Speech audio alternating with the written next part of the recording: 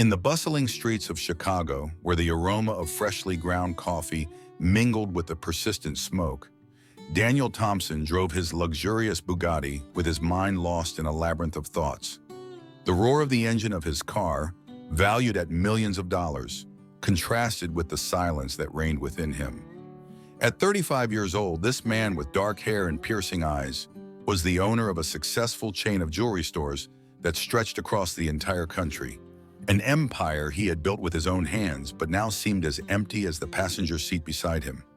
The gray sky of the American metropolis seemed to reflect Daniel's mood as he recalled the recent family gathering at his father's mansion. Mr. Richard Thompson, the patriarch, a businessman whose influence extended from the tallest skyscrapers to the most remote corners of the country, had summoned his children to announce a new clause in his will. The first to give him a grandchild would inherit the entire family empire, including the most prestigious bank in the United States. Daniel gripped the steering wheel tightly, feeling the weight of expectations on his shoulders. His brother Michael, 2 years younger than he, was already married and undoubtedly working arduously to fulfill their father's wish. The rivalry between them, which had always existed in a latent form, had now become a race against time. The traffic light changed to red, and Daniel stopped, observing through the windshield the life that flowed in the streets. Street vendors, hurried office workers, and carefree tourists, all oblivious to the torment consuming the man inside the luxurious automobile. How could he compete in this race when he harbored a secret that disqualified him from the start? The painful and cruel truth weighed on his conscience like a concrete slab. Daniel was sterile. Years of failed relationships and the inability to conceive had led him to undergo medical tests, only to confirm his worst fears.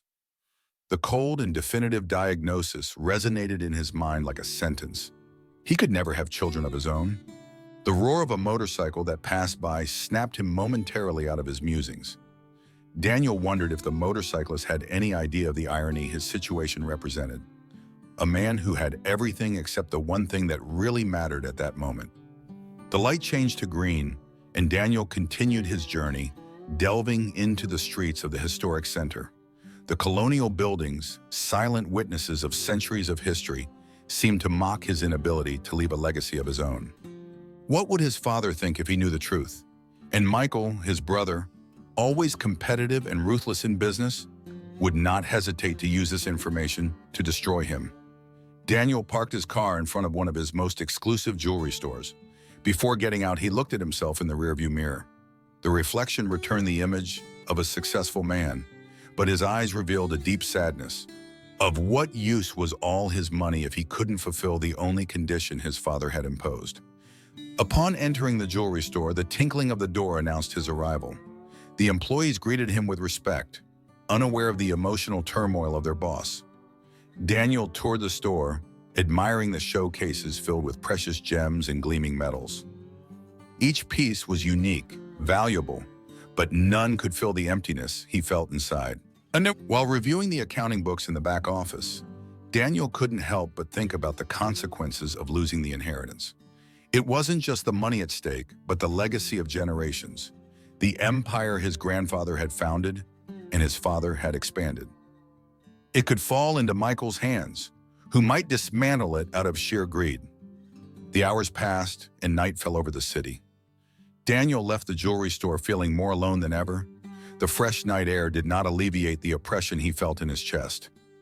He walked through the cobblestone streets, observing couples strolling hand in hand, children running ahead of their parents. Each image was a cruel reminder of what he could never have. In his desperation, Daniel considered options he had never imagined before. Could he adopt a child and pass him off as his own? Was there any way to deceive his father and his brother? The idea of resorting to deceit churned his stomach, but the alternative of losing everything seemed even worse. Immersed in these dark thoughts, Daniel did not realize that his steps had led him to a less prosperous area of the city. The bright lights and the luxurious storefronts gave way to somber streets and deteriorated buildings. It was then that he saw her for the first time, a young woman, visibly pregnant, seeking refuge in the doorway of an abandoned building. Her worn clothes and disheveled appearance contrasted dramatically with Daniel's designer suit. For a moment, their gazes met, and Daniel felt an inexplicable connection with that stranger. Without knowing why, Daniel stopped. The woman, frightened by his presence, tried to hide even more in the shadows. But something in Daniel's gaze made her hesitate. There was no pity in his eyes, but a mixture of curiosity and hope. At that instant, a crazy idea began to form in Daniel's mind. An idea that could change the course of his life and that of that woman forever. As the cold night wind blew between the buildings, Daniel made a decision that would mark the beginning of a story that neither of them could have imagined. The night enveloped Chicago in a mantle of soft lights and elongated shadows when Daniel, still absorbed in his thoughts, found himself face to face with Sarah, the woman whose name he still did not know. She looked at him with a mixture of curiosity and mistrust from the doorway where she sought refuge. The contrast between them could not have been more evident. He with his impeccable suit and polished shoes, she with worn clothes and a belly swollen by advanced pregnancy.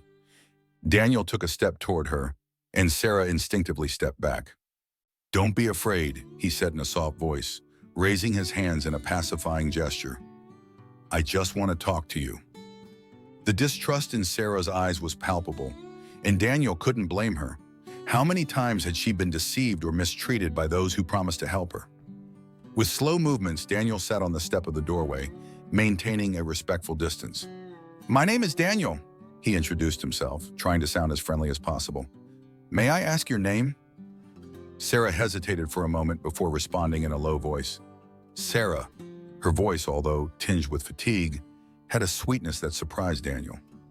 During the following minutes, Daniel managed to get Sarah to relax enough to share fragments of her story. She told him about the man who had abandoned her, an alcoholic who left her to her fate on the streets upon learning of the pregnancy. She spoke of the cold nights, the constant hunger, and the fear she felt for her baby's future. As Sarah spoke, Daniel felt something stir within him. The desperation he had experienced hours before, thinking about his own situation, seemed insignificant compared to the hardships this woman faced. And then, as if it were the work of fate, an idea began to take shape in his mind. "Sarah," Daniel said after a moment of silence, "I have a proposal for you." The woman looked at him cautiously, but also with a glimmer of hope in her tired eyes. "It's crazy," he continued, "but it could help us both." And so under the dim light of a nearby street lamp, Daniel explained his plan: to pretend that he was the father of her child to win his father's inheritance. Sarah's initial reaction was disbelief and mistrust. "Why me?" she asked, her voice barely a whisper. "What do I gain from this?" Daniel explained the benefits: a safe home, first-class medical care for her and her baby, and the promise of a better future for both. "I'm not asking anything in return," he assured her, "just your trust and discretion." Sarah remained silent, weighing the offer. Her eyes, the color that gave her name, reflected an internal struggle between the mistrust learned on the streets and the hope of a better future for her child. "How do I know I can trust you?" she finally asked. In an impulsive gesture, Daniel took out his wallet and handed her all the cash he had. "Take this as a sign of good faith," he said. "Tomorrow I'll come back to look for you, and if you decide to accept, we'll start a new life together." That night, while Sarah slept for the first time in weeks in a hotel bed, paid for by Daniel, he stayed awake in his luxurious apartment, planning every detail of his audacious plan. He knew he was playing a dangerous game, but the image of Sarah and her unborn child kept haunting his mind. The next morning, Daniel returned to the place where he had left Sarah. To his surprise and relief, she was waiting for him, with a mixture of nervousness and determination. Sarah accepted his proposal. "For my child," she said, caressing her belly, "I'll do whatever is necessary." The first step in his plan was to take Sarah to a private clinic for a complete medical checkup. Daniel observed with a mixture of astonishment and guilt as the doctor performed an ultrasound, revealing the image of the baby on the screen. For a moment, the lie they were about to construct seemed to fade before the reality of that new life. After the medical appointment, Daniel took Sarah to an exclusive boutique of maternity clothes. The saleswoman greeted them with a rehearsed smile that froze upon seeing Sarah's disheveled appearance. Daniel, noticing the disdainful look, took Sarah's hand and declared firmly, "My fiancé needs a new wardrobe." The expression of surprise on Sarah's face was genuine, and for a moment, Daniel wondered if he was taking the charade too far. While Sarah tried on different outfits, Daniel couldn't help but notice how her natural beauty emerged under the layers of dirt and fatigue. With each new garment, Sarah seemed to transform, not only in appearance, but also in confidence. Daniel found himself smiling involuntarily, feeling strangely proud of the woman he had decided to help. As they left the boutique loaded with bags, Daniel took Sarah to a beauty salon. "The transformation must be complete," he explained. While Sarah received spa treatments and hairstyling, Daniel took the opportunity to make some calls, preparing the ground for introducing his fiancée to his social circle. That night, they dined at one of the most exclusive restaurants in the city. Sarah, dressed in an elegant maternity gown and with her hair shining in soft waves, seemed like a completely different woman from the one he had found on the streets. However, the insecurity in her eyes revealed that inside, she was still the same vulnerable woman struggling to survive. During dinner, Daniel and Sarah began to build their fictitious love story. They decided they had met at a charity event, a detail that would explain the difference in their social origins. Daniel was surprised at the ease with which Sarah grasped the details and added her own nuances to the story, demonstrating an intelligence that the circumstances of her life had kept hidden. As the night progressed, the conversation flowed beyond their plan. Sarah shared fragments of her past, her childhood in a dysfunctional home, the early loss of her mother, and the years of struggle on the streets. Daniel, for his part, spoke of the pressure of growing up in a wealthy family, of the constant expectations, and of the emptiness he felt despite his material success. When the waiter cleared the dessert plates, Daniel and Sarah found themselves looking into each other's eyes, surprised by the connection they had formed in such a short time. For a moment, the charade they were building seemed to fade, replaced by a mutual understanding that neither had expected. As they left the restaurant, Daniel drove Sarah to the luxurious hotel where she would temporarily stay. In the elevator, a comfortable silence settled between them. When they reached the suite, Sarah gasped at the opulence of the room. Daniel, observing her reaction, felt a pang of guilt for the life of deprivation she had led until now. "Tomorrow we'll begin the preparations to introduce you to my family," Daniel said before saying goodbye. "Rest well, Sarah." She nodded, still overwhelmed by the day's events. When the door closed behind Daniel, Sarah let herself fall onto the bed, caressing her belly and whispering to her baby, "It seems our lives are about to change, little one." The following days were a whirlwind of activity for Sarah. Daniel had hired a team of experts to polish every aspect of her appearance and behavior. Stylists, etiquette trainers, and private tutors took turns working with her, transforming her into the woman who was supposed to be the fiancée of one of the most sought-after bachelors in the country. Sarah strove to absorb each lesson, conscious that the future of her child depended on her ability to maintain the charade. However, as she learned to walk in heels and distinguish between different types of cutlery, a part of her feared she was losing her true identity. One afternoon, while Daniel took her to an exclusive boutique to choose a dress for the presentation dinner to his family, Sarah noticed the disapproving glances of the other clients. Although her appearance had drastically changed, it seemed she couldn't completely hide her humble origins. The owner of the store, an elegant middle-aged woman, approached them with a forced smile that froze upon seeing Sarah's presence. "Mr. Thompson," she said, addressing only Daniel, "how may I assist you today?" Her tone was courteous, but her eyes kept drifting towards Sarah with a mix of curiosity and disdain. Daniel, perceiving Sarah's discomfort, took her hand and responded firmly, "My fiancé needs a new evening gown." The store owner's eyes widened slightly, but she quickly regained her composure. "Of course," she said with a tight smile, "we have some lovely pieces that might suit her." While Sarah tried on various dresses, Daniel couldn't help but notice how each outfit seemed to enhance her natural beauty. However, he also saw the lingering insecurity in her eyes, the doubt about whether she truly belonged in this world. As they approached the counter to pay, the store owner made an apparently innocent comment. "It's quite a daring dress for someone in her condition," she said. The condescending tone did not go unnoticed by Daniel, who felt his patience reaching its limit. "Her condition?" he repeated, his voice dangerously calm. "Are you referring to her pregnancy or something else?" The owner stammered, realizing her mistake, but Daniel continued, "Because if you're referring to something else, I suggest you reconsider your prejudices. My fiancée deserves respect, regardless of her origin or circumstances." The silence that followed was deafening. Sarah, with tears in her eyes, squeezed Daniel's hand in a silent gesture of gratitude. They paid for the dress and left the store, leaving behind an embarrassed owner and a group of open-mouthed clients. In the car on the way back to the hotel, Sarah finally broke the silence. "Thank you," she said softly. "No one has ever done something like that for me before." Daniel looked at her, surprised by the emotion in her voice. "You don't have to thank me," he replied. "It's the least you deserve."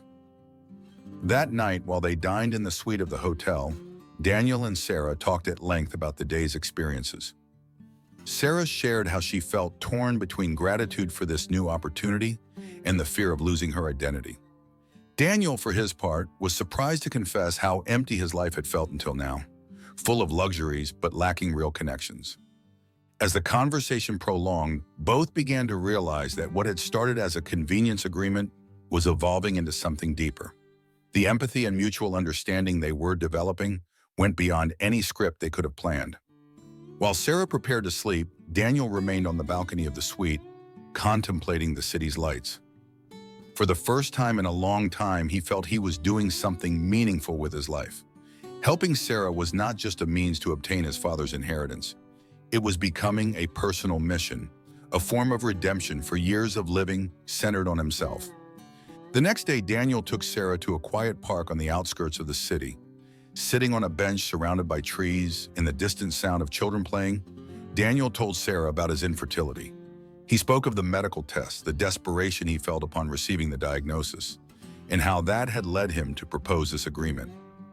Sarah listened in silence, her eyes filled with understanding and compassion. When Daniel finished speaking, she took his hand and placed it over her belly. "Feel," she said softly. Daniel held his breath as he felt a small movement under his palm.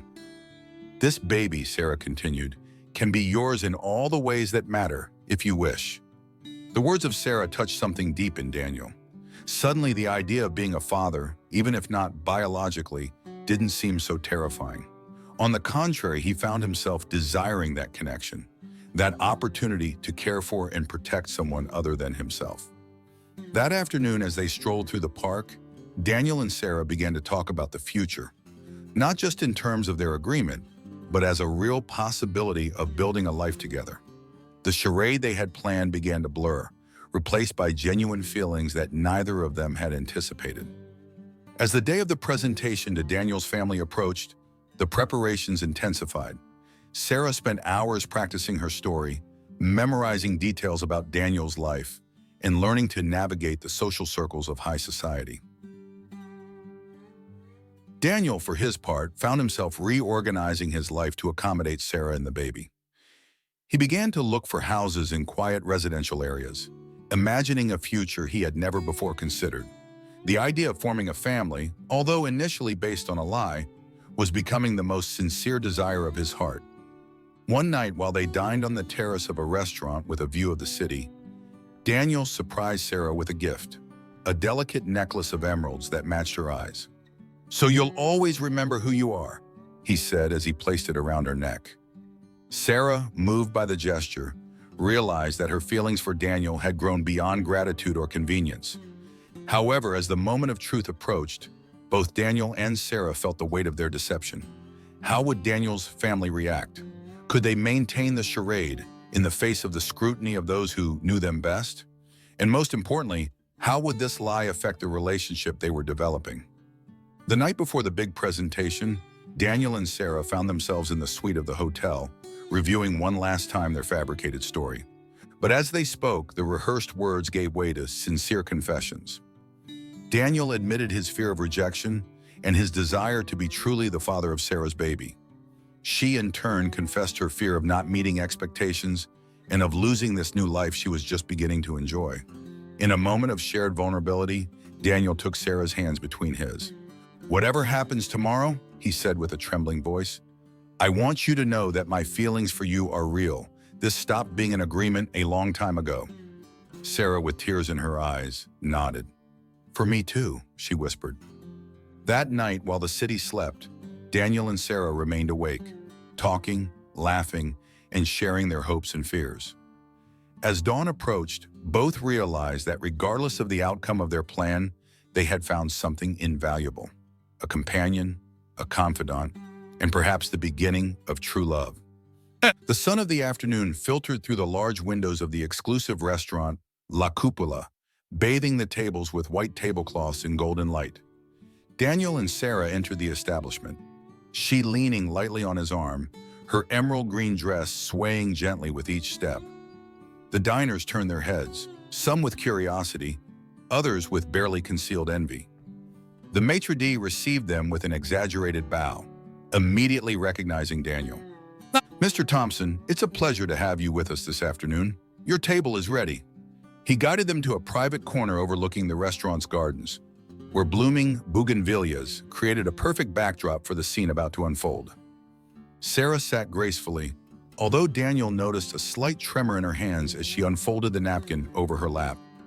Despite weeks of preparation, this was her first real encounter with the world to which Daniel belonged.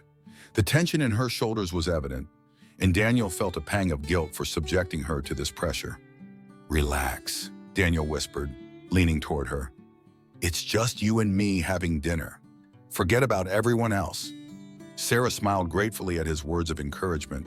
Little by little, as the sommelier presented the wine list and the waiter handed them the leather-bound menus, Sarah began to relax. The conversation flowed with surprising ease as they awaited the first course. They talked about books, music, their favorite places in the city. Daniel was surprised to discover that Sarah, despite her lack of formal education, possessed a keen intelligence and an insatiable curiosity about the world around her. "I always dreamed of traveling," Sarah confessed as she delicately tasted her lobster bisque. "When I was a child, my mother gave me an atlas. I spent hours imagining what those faraway places would be like, how their languages would sound, how the air would smell." Her eyes shone with a mixture of nostalgia and longing that moved Daniel. "Maybe someday we can travel together," he found himself saying, surprised by the sincerity of his own words. It wasn't part of the script they had rehearsed, but a genuine desire that arose from the depths of his being. Sarah looked at him, a shy smile playing on her lips. As the dinner progressed, the conversation became more personal. Sarah spoke of her childhood, the difficult years after her mother's death, how she had fought to survive on the streets of the city. "There were nights," Sarah said in a low voice, "when I went to bed with an empty stomach, wondering if I would wake up the next day. But each dawn brought with it a new opportunity, a reason to keep fighting."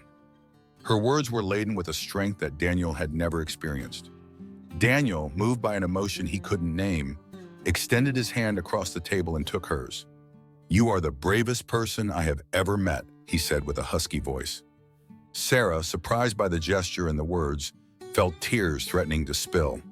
At that moment, as if the universe wanted to underline the intensity of the moment, the baby gave a particularly strong kick. Sarah gasped, bringing her free hand to her belly. Without thinking, Daniel stood up and knelt beside her, gently placing his hand over the curve of her pregnancy. The world around them seemed to fade. The murmurs of the other diners, the clinking of cutlery, even the soft background music all receded into a blurred backdrop. Daniel and Sarah looked into each other's eyes, a deep and inexplicable connection blossoming between them. "It's incredible," Daniel whispered, marveling at the movement under his palm. For a moment, he completely forgot that the baby was not biologically his. In that instant, he felt like a father in every sense of the word. Sarah, moved by Daniel's reaction, placed her hand over his. "I think he likes you," she said with a trembling smile. "He's never moved this much." The moment was interrupted by the discreet clearing of the waiter's throat, who had returned with the main course. Daniel, slightly embarrassed, returned to his seat, but the intimacy of the moment persisted, creating an invisible bond between them. As they enjoyed the rest of the dinner, the conversation took an even deeper turn. Sarah, emboldened by the connection they had just shared, began to speak of her fears and hopes for the future. "Sometimes I wonder if I'm doing the right thing," she confessed in a low voice. "This world, your world, is so different from everything I've known. I'm afraid of not fitting in, of disappointing everyone, of disappointing the baby." Daniel listened attentively, feeling a mix of admiration and guilt for Sarah's strength and honesty, and guilt for having put her in this situation. "Sarah," he said finally, "you don't have to fit into any mold. You are extraordinary just as you are, and this baby will have the bravest and most loving mother he could wish for." Daniel's words, spoken with such sincerity, touched something deep in Sarah. For the first time in a long time, she allowed herself to believe that maybe, just maybe, things could turn out well. As the night advanced, Daniel and Sarah shared stories of their past, dreams for the future, and reflections on life that they had never shared with anyone before.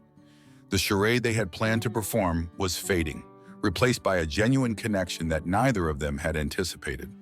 When dessert arrived, an elaborate chocolate souffle, Daniel found himself telling Sarah about his own childhood. He spoke of the constant pressure of living under his father's shadow, of expectations that always seemed impossible to meet. "I always felt I had to prove my worth," Daniel admitted, playing with his spoon. "Each achievement, each success never seemed to be enough. And now, with this clause in my father's will, it's as if my entire life boils down to my ability to have a child." Sarah listened with empathy, realizing that Daniel's world of privileges came with its own set of challenges and pressures. "Maybe," she said softly, "this is an opportunity for both of us to redefine what we truly value in life." Her words resonated with Daniel, making him question his priorities and the reasons behind his actions. Did he really want his father's inheritance? Or was he seeking something deeper, a connection, a purpose? As they shared the dessert, their spoons occasionally clinking on the plate, Daniel and Sarah found themselves laughing and joking like old friends. The initial tension of the evening had completely dissipated, replaced by a comfort and intimacy that surprised them both. At the end of the dinner, when the waiter cleared the plates and offered them coffee, Daniel and Sarah realized they had spent hours talking. The restaurant had gradually emptied, and now they were almost the only diners left. "I think we should go," Daniel said, noting the time. But there was reluctance in his voice, a desire to prolong this moment as long as possible. Sarah nodded, although she also seemed unwilling for the night to end. As Daniel helped Sarah to stand, their gazes met once more. In that instant, both felt that something fundamental had changed between them. They left the restaurant in silence and the fresh night air a welcome after the warm atmosphere inside. Daniel offered his jacket to Sarah, who accepted it with a grateful smile. As they walked toward the car, their hands accidentally brushed.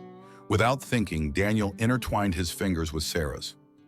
She did not pull away, and together they continued walking, their steps synchronized, their hearts beating with new hope.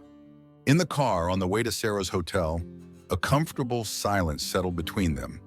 The city lights passed by in a blur, but for Daniel and Sarah, the world seemed to have shrunk to the space they shared.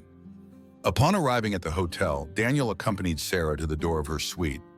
They stopped in front of the door, neither wanting the night to end. "Thank you for tonight," Sarah said softly. "It has been more than I could have imagined." Daniel nodded, feeling a knot in his throat. "For me too," he managed to say. But before he could finish, Sarah stood on her tiptoes and gave him a soft kiss on the cheek. "Good night, Daniel," she whispered before entering her room. Daniel stood there in front of the closed door, touching the spot where Sarah's lips had brushed his skin. In that moment, he realized that what had begun as an elaborate plan had become something much deeper and more significant. As he walked back to his car, Daniel found himself smiling. For the first time in a long time, he felt that his life had a purpose beyond his father's expectations or societal pressures. And that purpose had a name: Sarah. The days that followed passed in a whirlwind of activity as Daniel and Sarah prepared for the official presentation to the Thompson family. The Grand Hotel Chicago, a majestic architectural building in the heart of the city, became the headquarters of their operation.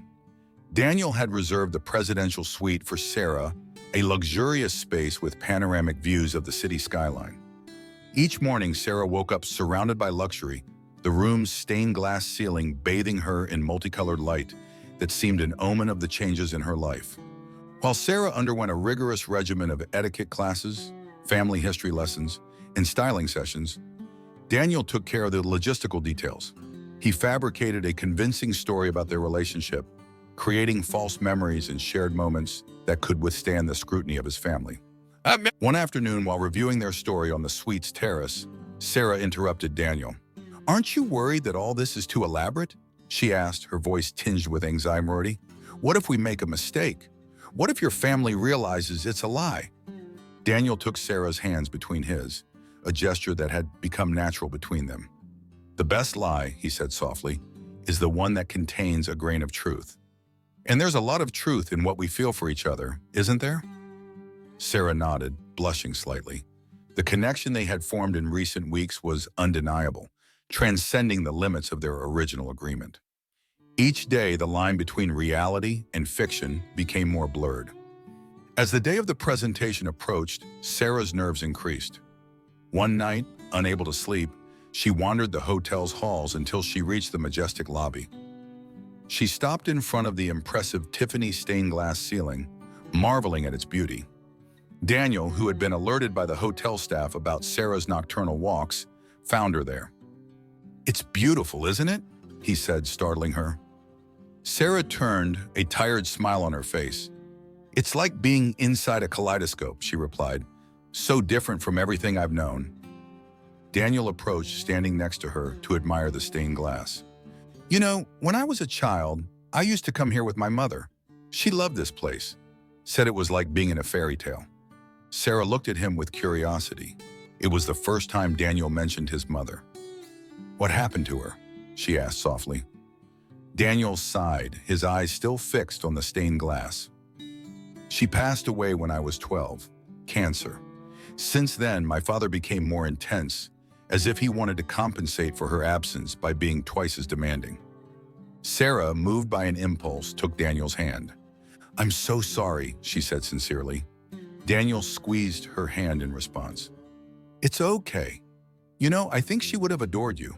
You have her spirit, that spark of life that illuminates everything around you." They stood like that for a moment, hands intertwined, contemplating the play of lights in the stained glass. In that instant, both felt that what they were building went far beyond a simple charade. The days flew by, and soon the eve of the big presentation arrived. Daniel had organized a private dinner in the suite to review the last details. As they dined, they went over their fabricated love story one more time. "We met at a charity gala," recited Sarah. "You were bored with the superficial conversations, and I was there representing a small foundation for single mothers."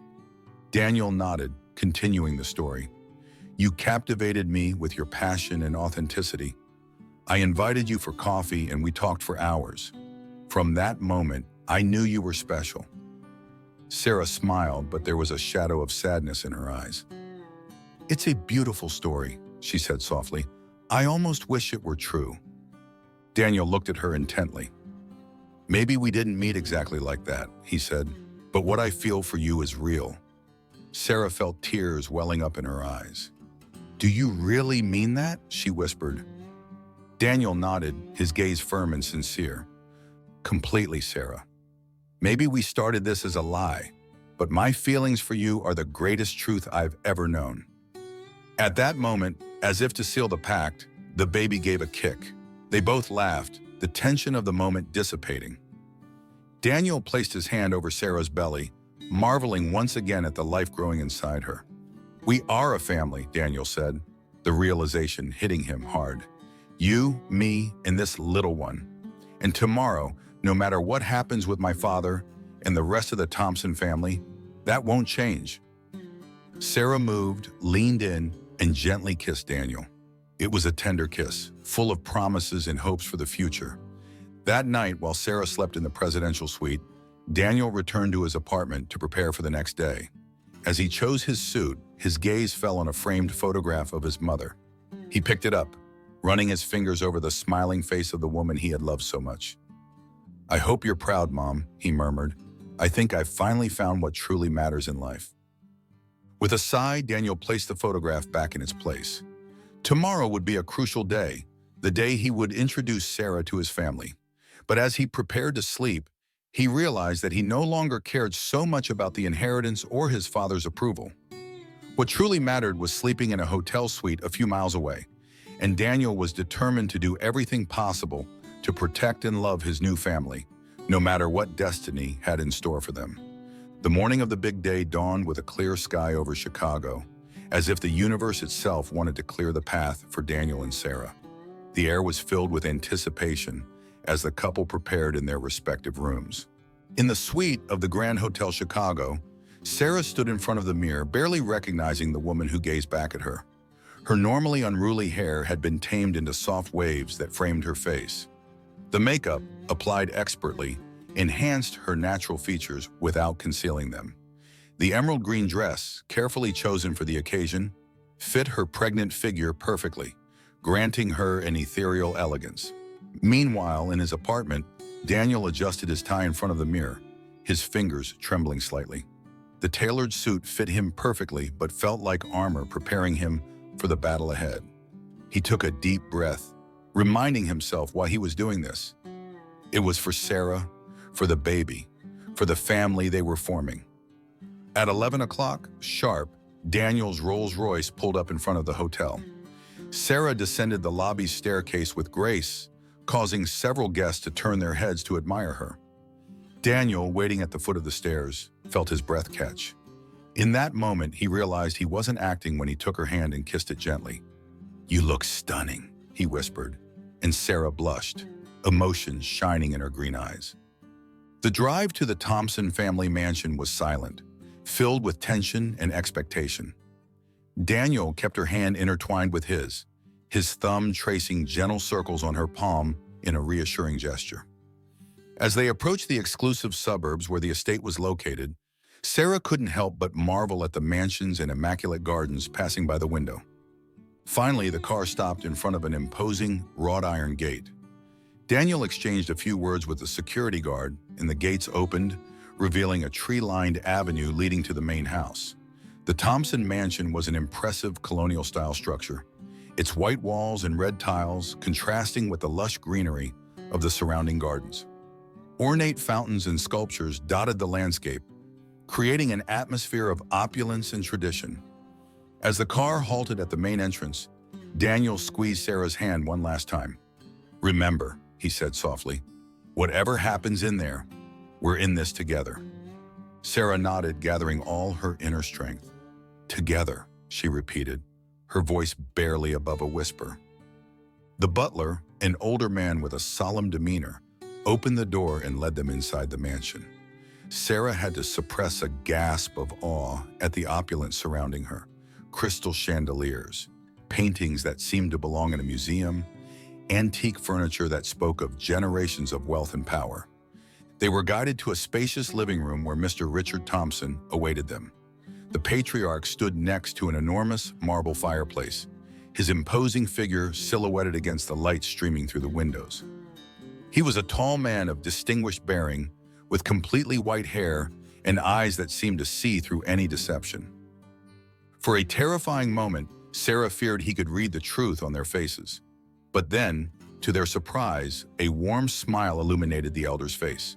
"Sarah," he said, his deep voice kind, "welcome to the Thompson family." He approached them with assured steps, taking Sarah's hands in his. "My son has been very secretive lately," he continued, his eyes sparkling with something that might have been amusement. "Now I see why." Sarah, momentarily speechless, managed to muster a shy smile. "It's a pleasure to meet you, Mr. Thompson," she said, grateful that her voice didn't betray her nerves. "Please, call me Richard," he replied, guiding them to nearby armchairs. "Sit down. You must be tired after the journey." As they settled, Daniel couldn't help but notice how his father seemed genuinely delighted with Sarah. He looked at her with a mix of curiosity and affection that Daniel hadn't seen in years. "Tell me, Sarah," Richard began, "how did you meet my son?" Daniel has always been so reserved about his personal life. Sarah took a deep breath, preparing to recount the story they had rehearsed so many times. But when she began to speak, she surprised herself by deviating from the script. "It was at a charity gala," she began, her voice gaining confidence with each word. "I was there representing a small foundation for single mothers." Daniel seemed out of place, if I may say so, surrounded by so much opulence, but with a look that suggested he was searching for something more. Daniel looked at her, surprised by the deviation, but fascinated by the story she was weaving. "We met by the drinks table," Sarah continued, lost in the narrative she was creating, a blend of the fiction they had planned and the real feelings that had developed. "He spilled his champagne on my dress. It was quite clumsy, actually."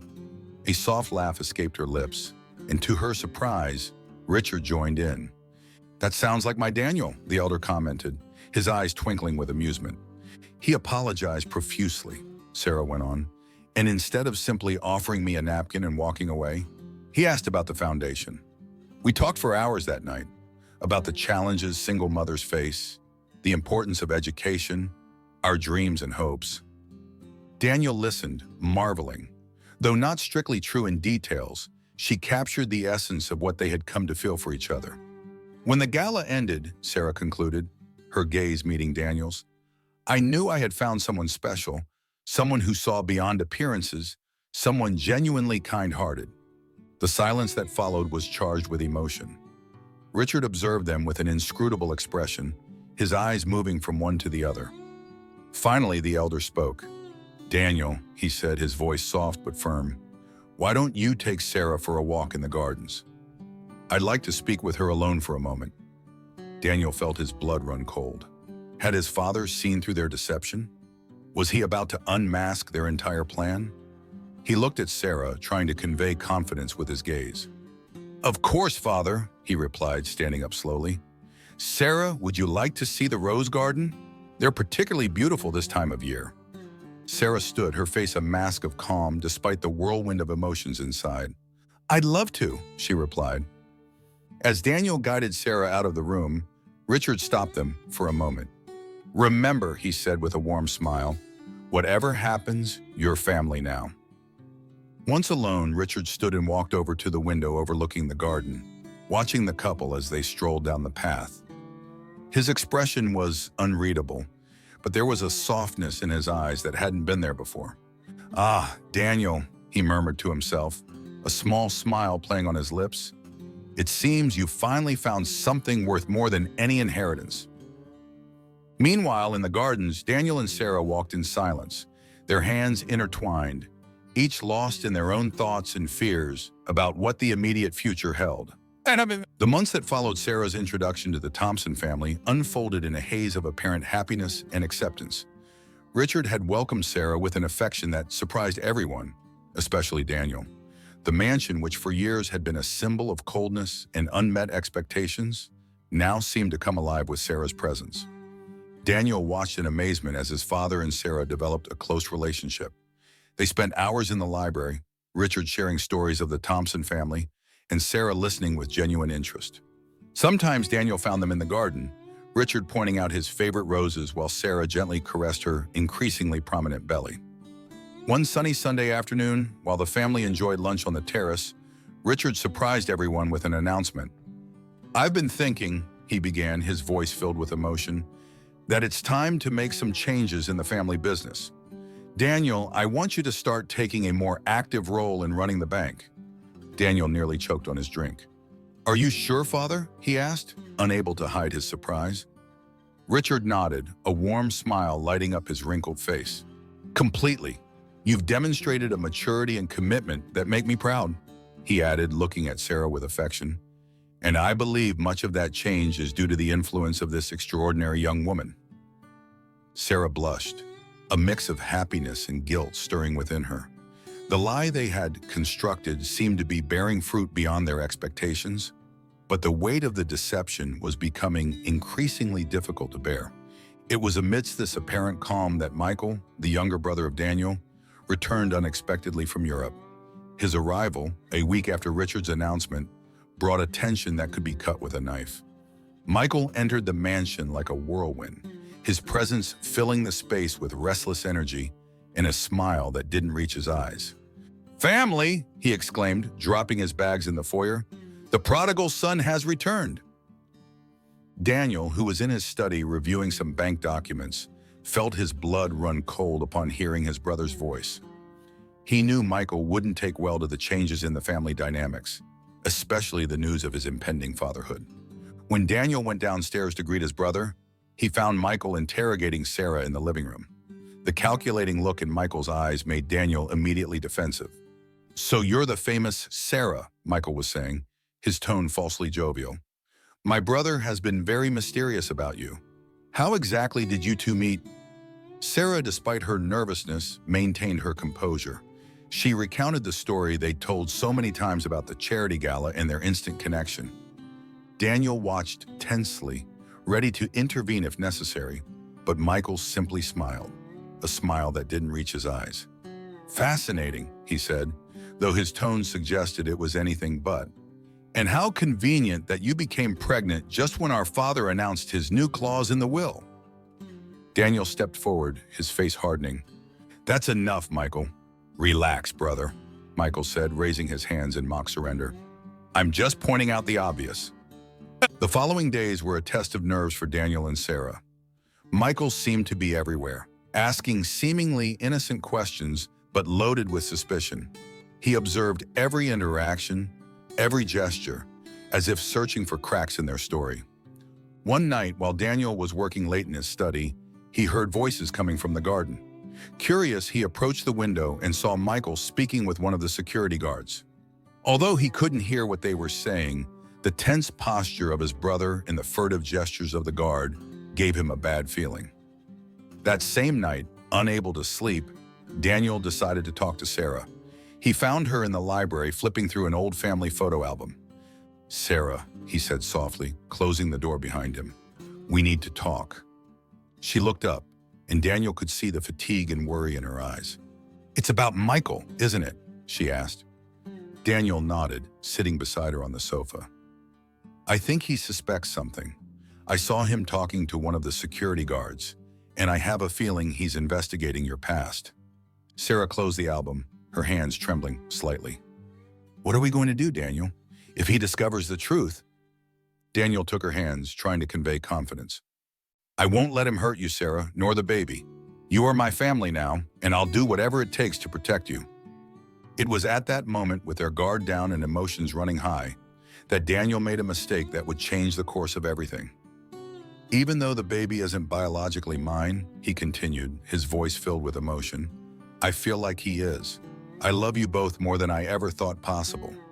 What Daniel didn't know was that Michael, suspecting their nightly meetings, had placed a small recording device in the library, hidden behind one of the heavy curtains. The device captured every word of his confession. The next day, the storm they had feared finally broke. Michael stormed into their father's office, his face contorted with a mix of triumph and anger. "Father!" he exclaimed, waving a small device in his hand. "You were right to be suspicious. It's all been a deception." Richard, who was reviewing some documents, looked up with an expression of calm that contrasted with his younger son's agitation. "What are you talking about, Michael?" he asked, his voice tinged with weariness. Michael pressed a button on the device, and Daniel's voice filled the room. "Even though the baby isn't biologically mine, I feel like he is." Richard's face remained impassive as he listened to the recording. When it ended, there was a tense silence before the patriarch spoke. "Michael," he said finally, his voice laden with disappointment, "you've been spying on your brother?" The triumphant smile faded from Michael's face. "But father, don't you understand?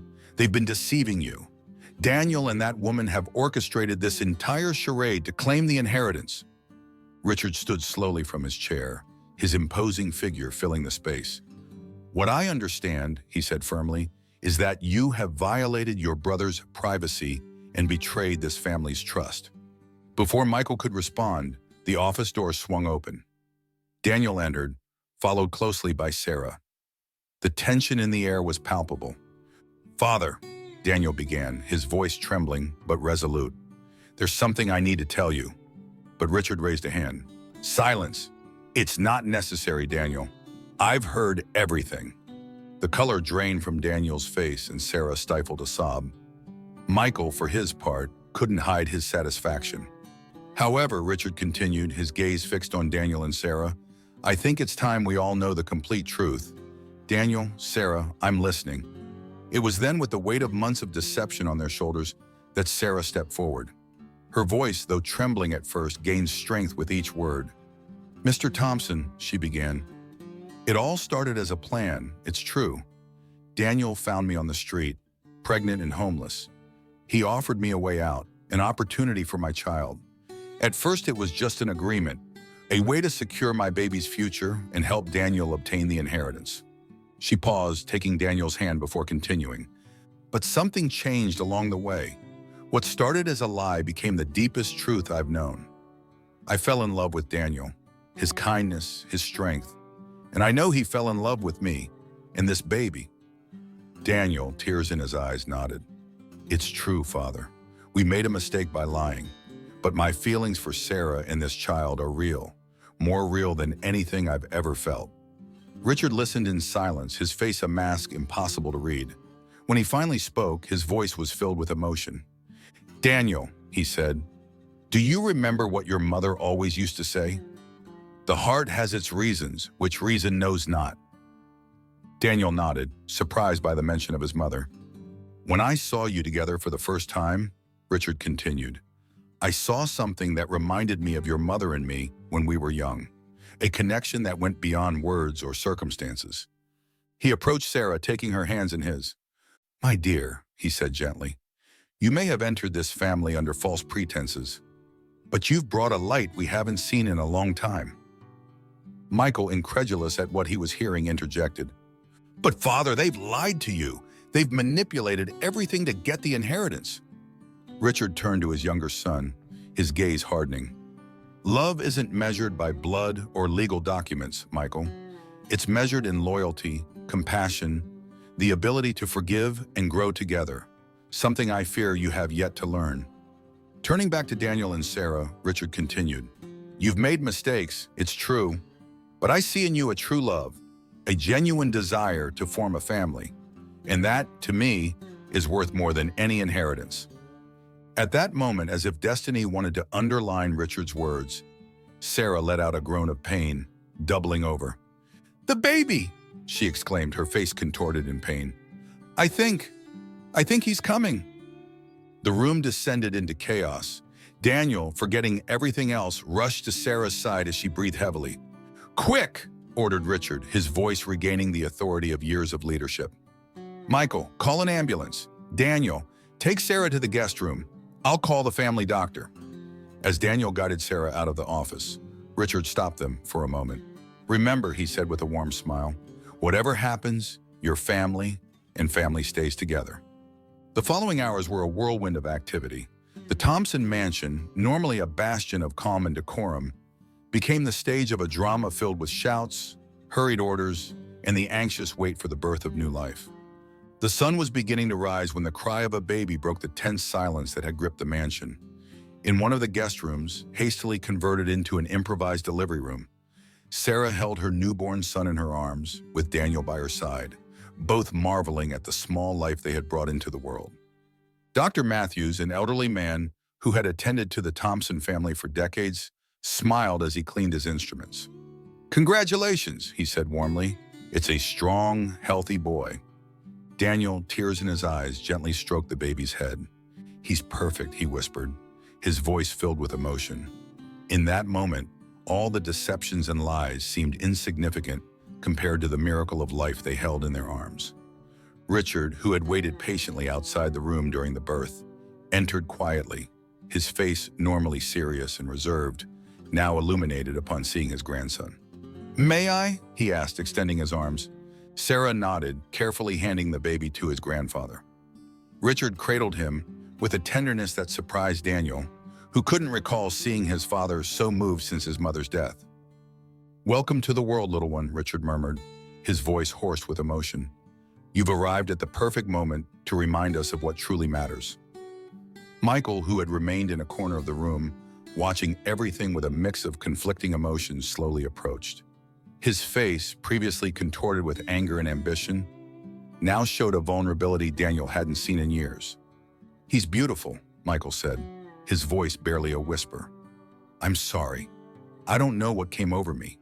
I was so obsessed with the inheritance, with winning, that I lost sight of what truly matters." Daniel, moved by an impulse for reconciliation, placed a hand on his brother's shoulder. "We all made mistakes, Michael, but now we have the chance to start anew as a family." Richard, still holding the baby, looked at his sons with a mix of pride and determination. "I believe it's time we had an honest conversation, all of us together. But first, let's let Sarah rest. It's been a long night for everyone." The following days were a whirlwind of emotions and revelations. The Thompson family gathered in Richard's study, where each had the opportunity to speak with total honesty. Daniel confessed his desperation upon learning of his infertility and how meeting Sarah had changed his life in ways he never imagined. Sarah shared her full story, from her difficult childhood to the moments of despair that led her to accept Daniel's plan. Michael, for his part, spoke of his insecurities, of how he'd always felt overshadowed by his older brother, leading him to act selfishly and calculatingly. Richard listened to each one attentively, and when all had finished speaking, he surprised the family with his own revelation. "I always knew there was more to your story," he said, looking at Daniel and Sarah. "But I saw something in you, something real and deep that went beyond any plan or deception. I saw the same love I shared with your mother, Daniel, and I knew that despite how it started, that love was genuine." He stood, walking toward the window overlooking the garden where his wife used to spend hours tending to her roses. "The clause in the will," he continued, "was never really about having a grandchild. It was a test, a way to see what values my children prioritized. And though the path was complicated, I believe we've all learned valuable lessons." Turning to his family, Richard smiled, a smile that lit up his eyes in a way Daniel hadn't seen in years. "The true inheritance," he said, "is not money or property. It's love, compassion, the ability to forgive and grow together. And I believe that thanks to this little miracle, we've all inherited something far more valuable than any fortune." The following weeks were a time of adjustment and healing for the Thompson family. Daniel and Sarah were married in an intimate ceremony in the mansion's garden, surrounded only by close family. Michael, in a gesture of reconciliation, was the best man. True to his word, Richard restructured the family business, giving each of his sons responsibilities aligned with their strengths. Daniel took over the general management of the bank, while Michael, surprising everyone, decided to use his portion of the inheritance to establish a foundation dedicated to helping single mothers and families in need, inspired by Sarah's story. Sarah, for her part, became the heart of the Thompson family. Her warmth and authenticity brought new life to the mansion, and she soon became the confidant and advisor not only to Richard, but also to many of the family's employees and associates. One afternoon, as Daniel watched Sarah play with their son in the garden, Richard approached him. "You know, son," the elder said, his voice laden with emotion, "your mother would be proud, not for business success or family fortune, but for the man you've become, for the family you've formed." Daniel, moved, embraced his father. "Thank you, Dad, for everything." As the sun set over the Thompson mansion, bathing the garden in golden and reddish hues, Daniel reflected on the incredible journey that had led him to this moment. What had begun as a desperate plan had become the greatest blessing of his life. Sarah, noticing his gaze, smiled at him and beckoned him to join her and the baby. Daniel didn't hesitate, hurrying to their side and enveloping his family in an embrace.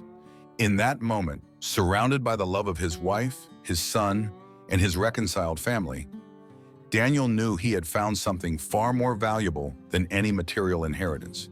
He had found his true home, his true wealth, in the hearts of those around him. And so, in the twilight of that day, the Thompson mansion, once a symbol of ambition and rivalry, became a testament to the transformative power of love, honesty, and forgiveness. The story of Daniel and Sarah, born from desperation and deception, blossomed into a tale of redemption and hope, reminding everyone that sometimes the most improbable beginnings can lead to the most beautiful endings. If you've enjoyed this story, we would be delighted if you showed your support by leaving a like and subscribing to our channel, Realistic Stories. We'd also love to read your comments. It is incredibly gratifying for us to provide an enjoyable moment for our followers. Thank you so much for the unconditional support you show us with each story. Blessings to you and your family.